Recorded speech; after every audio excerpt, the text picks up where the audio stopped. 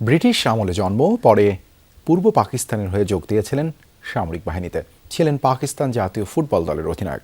এমনকি টানা 3 বার দ্রুততম মানবের খ্যাতিও অর্জন করেন।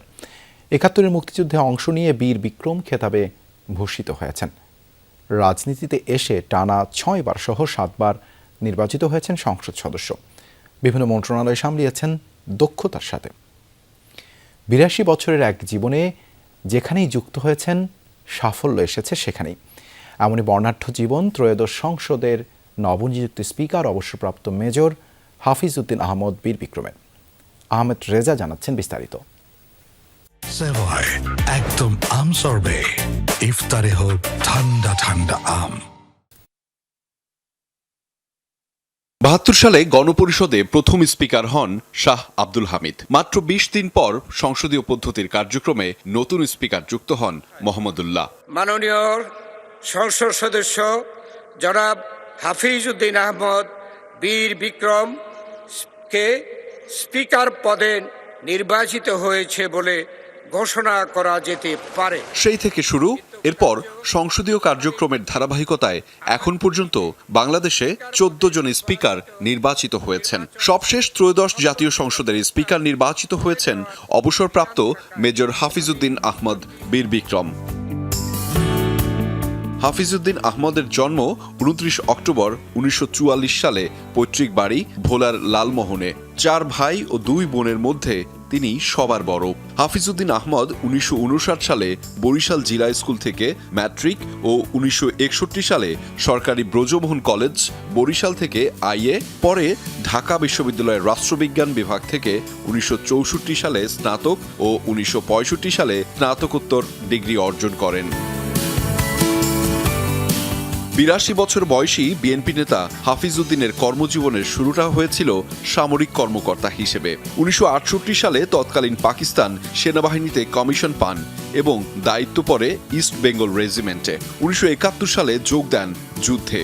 মুক্তিযুদ্ধে অসামান্য অবদানের জন্য তাকে বীর বিক্রম উপাধিতে ভূষিত করা হয়। স্বাধীনতার পর তিনি বাংলাদেশ সেনাবাহিনীতেই কর্মরত ছিলেন। ১৯৬৭ সাল থেকে ১৯৭০ সাল পর্যন্ত পাকিস্তান জাতীয় ফুটবল দলের খেলোয়াড় হিসেবে বিভিন্ন দেশ সফর করেন। ১৯৭০ সালে পাকিস্তান জাতীয় ফুটবল দলের অধিনায়কও ছিলেন তিনি।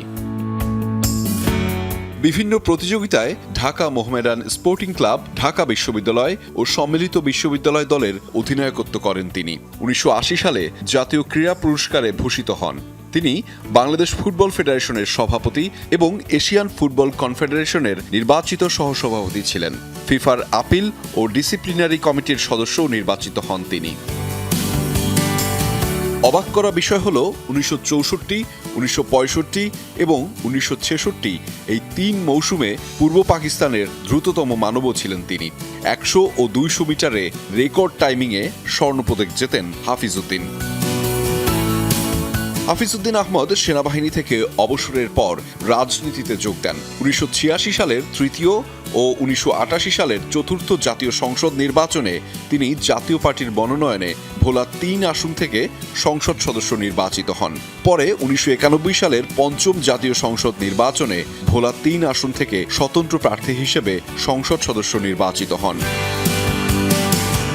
১৯৯২ সালে তিনি বিএনপিতে যোগ দেন। ১৯৯৬ সালে ষষ্ঠ ও সপ্তম এবং ২০০১ সালে অষ্টম জাতীয় সংসদ নির্বাচনে বাংলাদেশ জাতীয়তাবাদী দলের হয়ে সংসদ সদস্য নির্বাচিত হন। স্থায়ী কমিটির সদস্য হিসেবে দায়িত্ব পালন করলেও সম্প্রতি এই পদ থেকে তিনি পদত্যাগ করেছেন। ২০০১ থেকে ৫ সালের বিএনপি সরকারের সময়ে প্রথমে পাটমন্ত্রী, পরে পানি সম্পদ ও বাণিজ্য মন্ত্রীর দায়িত্বও পালন করেন হাফিজ উদ্দিন। সবশেষ ত্রয়োদশ জাতীয় সংসদে তারেক রহমানের মন্ত্রিসভায় তিনি মুক্তিযুদ্ধ বিষয়ক মন্ত্রণালয়ের দায়িত্ব পালন করেছিলেন। সশস্ত্র চিত্রে শপথ ১২ মার্চ ২০২৬ ত্রয়োদশ জাতীয় সংসদের স্পিকার পদে নির্বাচিত হন এই প্রবীণ রাজনীতিবিদ। রাষ্ট্রপতির কর্তব্য বিশ্বস্ততার সহিত পালন করিব। আহমেদ রেজা, যমুনা নিউজ, ঢাকা। বাংলাদেশের প্রতি